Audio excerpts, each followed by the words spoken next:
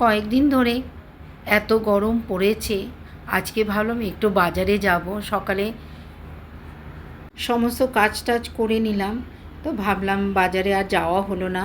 তো ঘরের কাজগুলো ঠিকঠাক করে মেয়ের বিছানার চাদর টাদর পাল্টে দিয়ে দেখো বিছানাটাকে গুছিয়ে দিলাম। আর যেসব মেয়েরা অফিস করে তারা কখনোই ঘরদুয়ার গুছিয়ে রাখতে পারে না। আমার মেয়েকে দেখেই বুঝতে পারছি। যত বলি নিজের জামা কাপড়গুলো অন্তত গোছা, সেগুলোও গোছাতে পারে না, বলে আমি সব সময় টায়ার্ড। অফিস থেকে এসেই আমার খুব ক্লান্ত লাগছে শরীর, আমি এখন কিছু করতে পারবো না, তুমি করে রাখবে।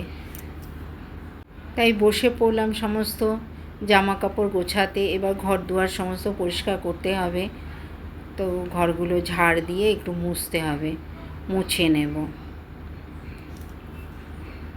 জানো তো বন্ধুরা, যদি একটু জলের মধ্যে একটু সার্ফ বা কেরোসিন তেল দিয়ে ঘর মোছা যায়, ঘর না ভীষণ পরিষ্কার হয়। আমি এক এক সময় করি, আবার এক এক সময় করা হয় না। যখন সময় হাতে থাকে তখন একটু আমি ওই রকম করে ঘরটা পরিষ্কার করে নিই। মেঝেটা বেশ সুন্দর পরিষ্কার হয়, চকচক করে। সমস্ত সংসারের কাজ সেরে নিয়ে এবার দেখো খেতে বসে পড়লাম। আজকে রান্না করেছিলাম ডাল, আলু ভাজা, মাছের ঝোল আর কুমড়ো ভাজা, মানে কুমড়ো ছেচকি যেটা বলি সেটাই করেছিলাম। আর বিশেষ কিছু সেরকম রান্না করিনি। রিতার খুঁটিনাটিতে সকলকে অনেক অনেক স্বাগত। আশা করি তোমরা ভালো আছো, সুস্থ আছো। আমিও তোমাদের ভালোবাসায় খুবই ভালো আছি। দুপুরে ভাত খাওয়ার পর না আর ইচ্ছে করছিল না বাসনগুলো মাজতে, প্রচণ্ড গরমও লাগছিল।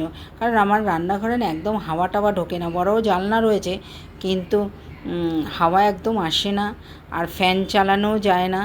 যাই হোক, রান্নাঘরে তো আর ফ্যান রাখা যায় না, তো প্রচণ্ড গরম লাগছিলো। ভাবলাম বিকেলে মাজবো। বিকেলে দেখো বাসন মেজেই রাতের রান্না বসিয়ে দিলাম, ভাত বসিয়ে দিলাম।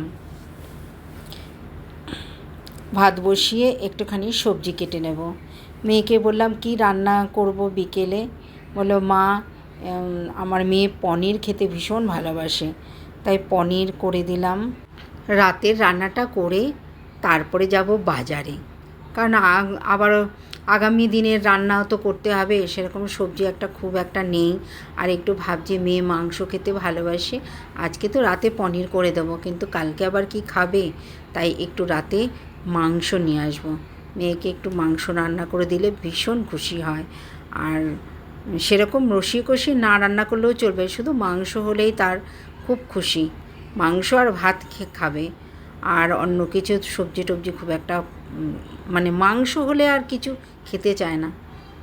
তাই মাংস বিকেলবেলা গিয়ে নিয়ে আসবো। মাংসটা একটু হালকা করে রান্না করে দেবো। যা গরম পড়েছে এখন কষা মাংস খাওয়াই উচিত না, শরীর খারাপ করবে। কারণ এত গরমে এমনিতেই মাংস খাওয়া উচিত না। যাই হোক, মুরগির মাংসই আনবো। তো ব্লগটা তোমাদের ভালো লাগলে লাইক কমেন্ট শেয়ার করে দিও। আজকে মতো আসি, টাটা।